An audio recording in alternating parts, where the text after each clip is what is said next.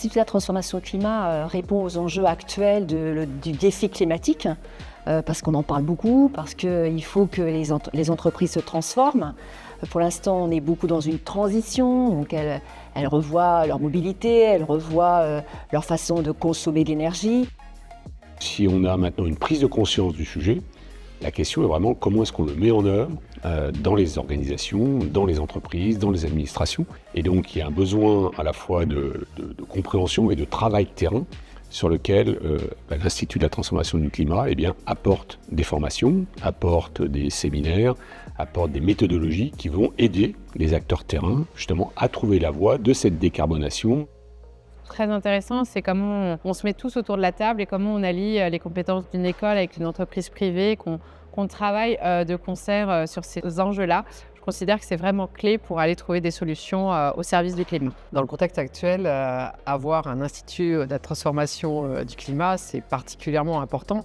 On a besoin de connaissances actionnables et d'actions et d'initiatives vraiment en synergie avec les acteurs du sujet pour pouvoir justement avancer sur ce point qui est fondamental pour l'avenir de nos sociétés.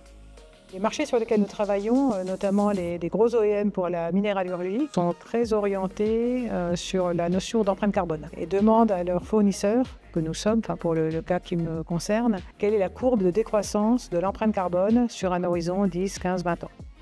La mission de la Fondation MMA des entrepreneurs du futur, c'est de soutenir la dynamique entrepreneuriale dans les territoires et d'accompagner les entrepreneurs dans toutes les mutations en cours. Et donc, quand on nous a proposé de soutenir l'Institut de la transformation climat, c'était comme une évidence, en fait, cet institut qui va, grâce à ses méthodes, pouvoir accompagner, aider les entrepreneurs à se transformer. Pour trouver la voie de la décarbonation, il faut confronter de nombreuses perspectives.